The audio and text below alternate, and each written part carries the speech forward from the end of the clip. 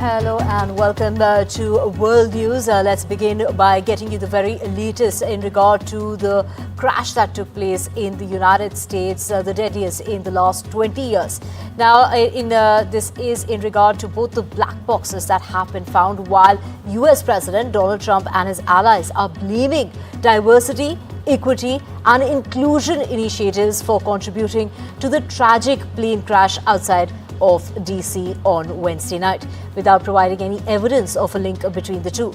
Donald Trump claimed that FAA's DEI policies had included hiring people with severe intellectual and psychiatric disabilities. Trump repeatedly has cited DEI policies, a favorite boogeyman at the Federal Aviation Administration, as having some role in the plane collision during the White House remarks. He also blamed Democrats and advanced inclusive workplace policies. While the cause of the crash isn't yet known, Trump implicitly has equated racial, gender and other forms of diversity with a lower quality federal workforce. My administration will set the highest possible bar for aviation safety. We have to have our smartest people. It doesn't matter what they look like, how they speak, who they are. It matters intellect, talent, the word talent. They have to be talented, naturally talented geniuses. You can't have regular people doing that job. They won't be able to do it. But we'll restore faith in American air travel. I'll have more to say about that. I do want to point out that various articles that appeared prior to my entering office, and here's one. The FAA's diversity push includes focus on hiring people with severe intellectual and psychiatric disabilities. That is amazing.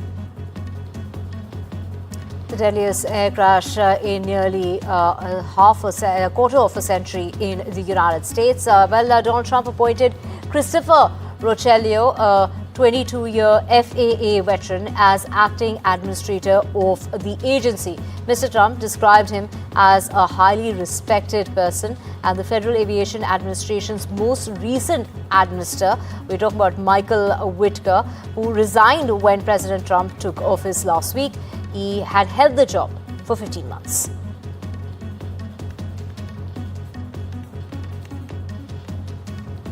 And India's real GDP, as far as this is just ahead of the budget session, the GDP growth for the financial year 26 is projected to be 6.3 to 6.8%, according to the economic survey of 24-25.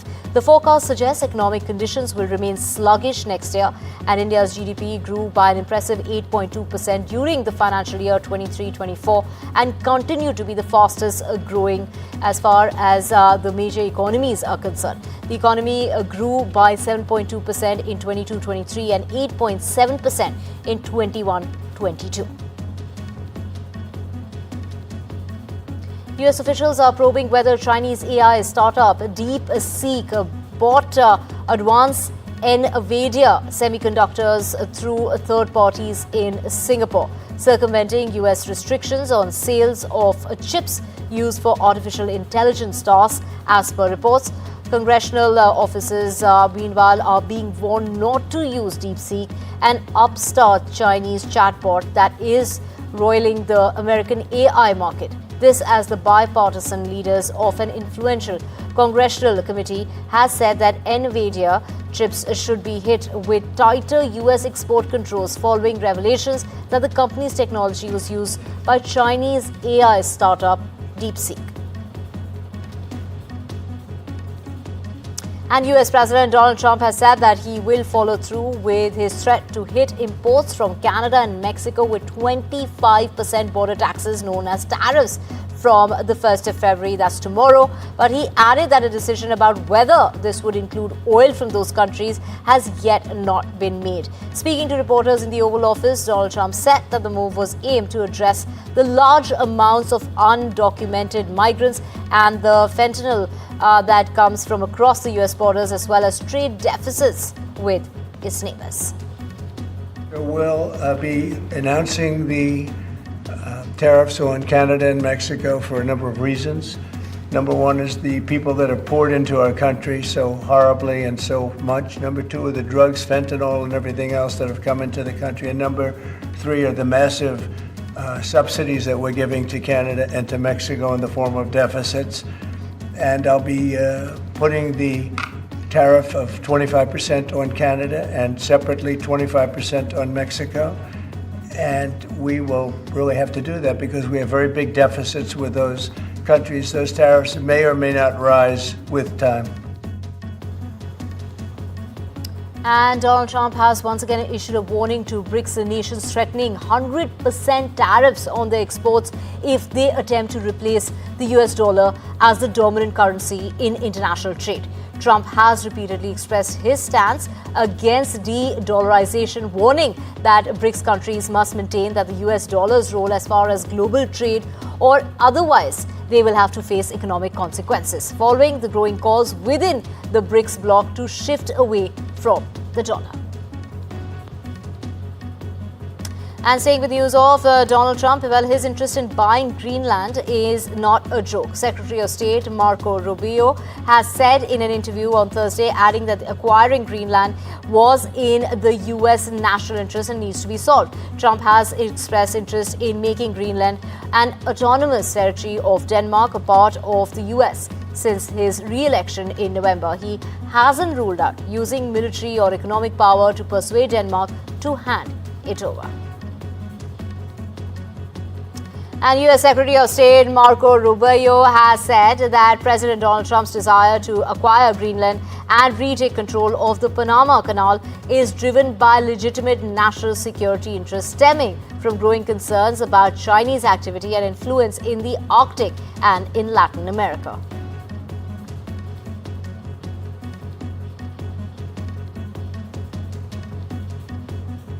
The priority of the FBI, if I'm confirmed, will be to ensure that our communities are protected and safeguarded and our children have parks to play in and not needles to walk over. I'd like to welcome my father, Pramod, and my mother, Anjana, who are sitting here today. They traveled here to get here from India. My sister's also here, Nisha. She also traversed the oceans just to be with me here today. It means the world that you guys are here. Jesse Grishna. I went with former Congressman Dennis Kucinich, who had been there many times before and who had met with Assad before.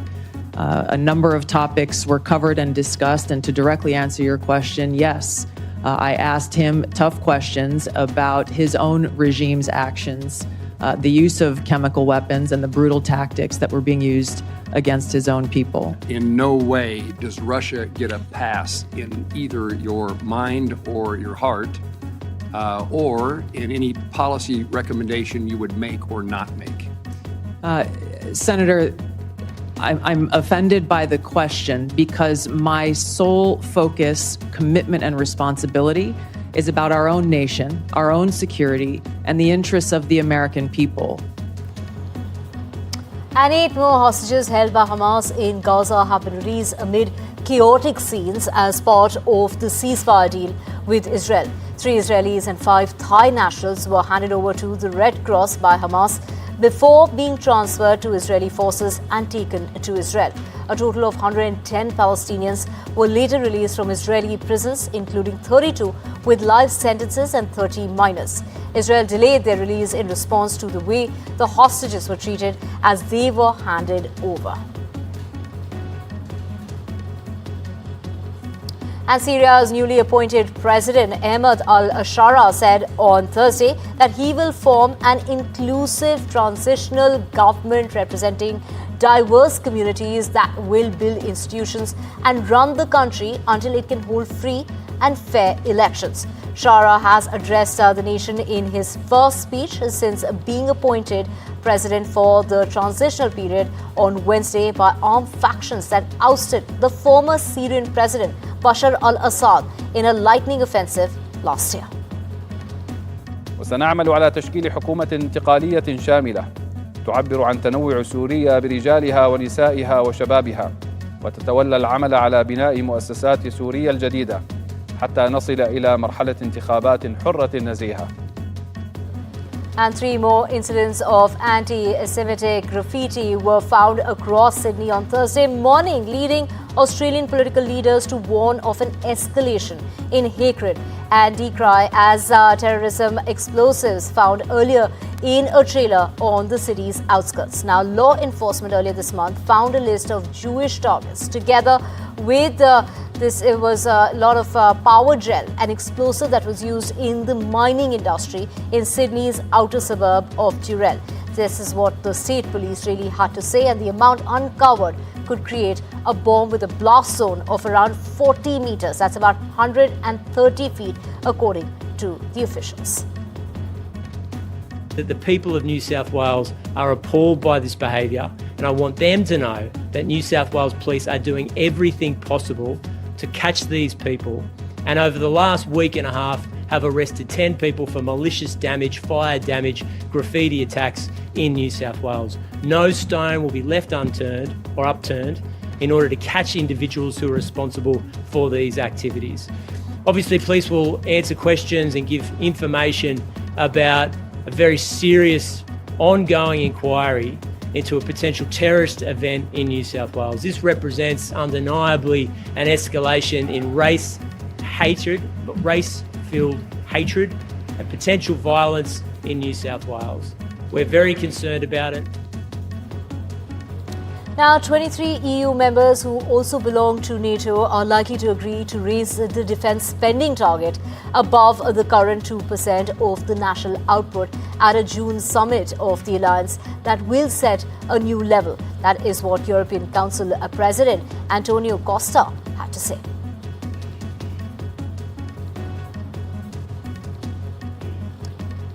And dozens of soldiers took part in military training near the front line in the eastern part of Ukraine. The drills focus on sharpening urban combat skills that were held in Donetsk region and organized by the 108th Separate Mechanized Battalion known as Da Vinci Wolves for their newly recruited troops.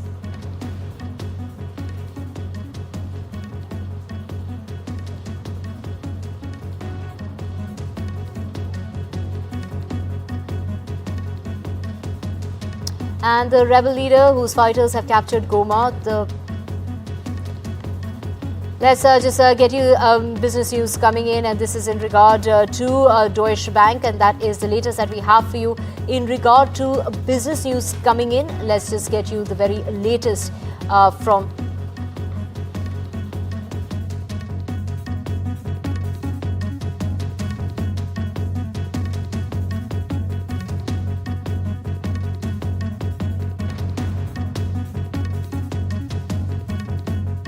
the very latest, and this is in regard to the CEO of the bank on Thursday has said that Germany's largest, this is as far as the largest lender, could exit some businesses after fourth quarter and full year profit fell more than expected, with investment banking revenue gains eroded by legal provisions and restructuring costs. The bank also abandoned a key cost target but announced plans to buy back 750 million euros, which is equivalent into over 780 million US dollars in shares.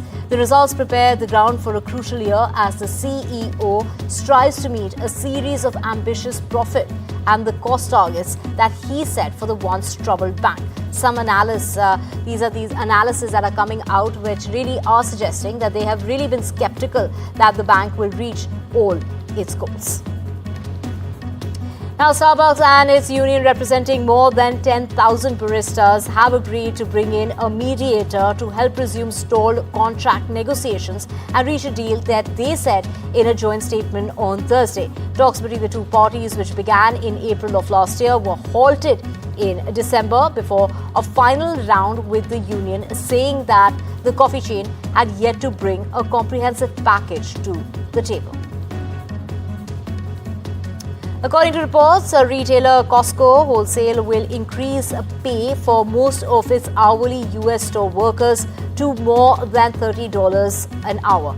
The company will increase the hourly pay for its top-of-the-scale employees over the next 3 years, with the pay rising by $1 to $30.20 in the first year and an extra $1 each in the subsequent 2 years. The pay hike comes after Costco Teamsters union members said earlier this month that they voted in favor of a nationwide strike as they entered final round of talks to reach a new contract ahead of the deadline of the 31st of January.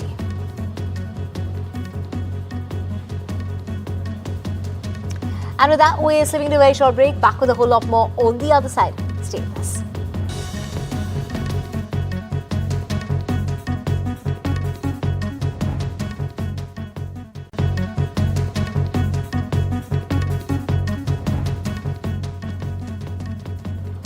Welcome back. Let's get you the latest, and that's according to Reuters. SoftBank Group that is in talks to lead a funding round of about $40. This is $40 billion in artificial intelligence developer. The OpenAI at a valuation of $300 billion, including the new funds. The funding comes as Chinese startup DeepSeek has launched an inexpensive AI model that has got the world's attention and challenged expectations of what it costs to develop and to deploy artificial intelligence. The United States Department of Justice has sued to block this is Hewlett Packard Enterprises $14 billion deal to acquire networking. This is the Gear Maker Networks, arguing that it would stifle competition. According to a complaint that was filed on Thursday, shares of both the server maker and also Juniper Networks closed about 2% lower. The antitrust lawsuit marks the first since President Donald Trump took office last week. Now, Intel on Thursday posted that the December quarter results that beat analysts' low expectations, while its forecast for the current quarter revenue missed estimates as the chip maker grapples with demand for its data center chips and as investors wait for a new CEO. Shares of Santa Clara, California-based company climbed 3.8% in after-hours trading. This is last year. Intel's shares that lost about 60%. The company's quarterly results and the forecasts were overshadowed by questions about its long-term strategy and efforts to replace its former CEO, who was ousted last month. Two interims, these are co-CEOs, currently run the former number one US chip maker, which is struggling to catch up to its rivals, especially AI chip maker NVIDIA. And Samsung Electronics has in fact warned of sluggish sales of its artificial intelligence chips in the current quarter due to US export restrictions to China, and as it worked towards launching an improved version of its high-end chips. Advanced chips used for AI have been the bright spot in the week as far as memory chip market is concerned, but rival SK Hynix is NVIDIA's main supplier of high bandwidth memory chips that are used in artificial intelligence. Alphabet's Google must face an antitrust lawsuit brought by a Texas-led coalition of U.S. states accusing the technology giant of unlawfully dominating digital advertising markets. A federal judge ruled on Tuesday. Well, this is a Texas-based U.S. district judge has denied and said that this really opens a Tab Mountain view as far as California-based Google's bid to dismiss the case is concerned, rejecting for now its arguments that the plaintiffs did not have a standing as far as that lawsuit is concerned. NASA has greenlighted the Axiom 4 mission to be piloted by India's group captain Subhanshu Shukla. The Indian astronaut will be joined by 3 others on the 14-day mission to the International Space Station. The group captain, said to become the second Indian to go to space after Wing Commander Rakesh Sharma's journey on board, this is in April of 1984, will take on the role of the pilot on the Axiom Mission 4. The AX-4 will go to the International Space Station from NASA's Kennedy Space Center in Florida no earlier than spring of this year. Former India skipper, we're talking about Virat Kohli's return as far as his returning to domestic cricket, that's the Ranji Trophy, ended in a disaster as he could occupy the crease for only 15 deliveries and got out after adding just 6 to the scoreboard. The 7 International Olympic Committee presidential candidates hoping to replace Thomas Bach faced the media in Lausanne. Now, this is in Switzerland on Thursday after presenting their case to the 100 IOC members that will decide their fate. Their pitches took place behind closed doors and the speeches were not broadcast and there were no questions taken afterwards. The only set-piece campaign event before the 20th of March poll in Greece let each candidate speak for about 15 minutes only to the members of the IOC, who include royal family members and former heads of government, plus sports officials and former athletes as well. Now, Fire Aid brought together artists from generations and genres, from Green Day to Joni Mitchell, to help raise money for Los Angeles' areas. This is the wildfire relief efforts that are to raise money, from Billy Crystal delivering a rousing speech and Joni Mitchell performing a movie. This is quite a moving version of both sides now. And Rod Stewart had the crowd inside the dome singing to his tunes. Now, Forever Young and also other songs, well, it was Stephen Stills and others that brimmed, they also performed about the song What About Us. Marianne Faithfull, the British pop star, muse and old soul who inspired and helped to write some of the Rolling Stones' greatest songs and endured as a taut singer and survivor of the lifestyle that she once embodied, has died. She was all of 78. She passed away on Thursday in London. Her music company, Republic Media, announced her demise. Anthony Mackie as well as Harrison Ford posed for photographs next to a giant version of Captain America's shield in London's Trafalgar Square on Thursday to celebrate the upcoming release of their film Captain America: A Brave New World.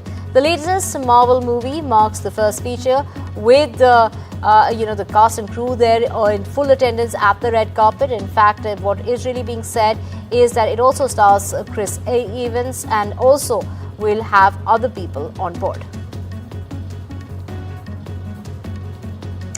And that's a wrap on this edition. Lots more coming up on the other side.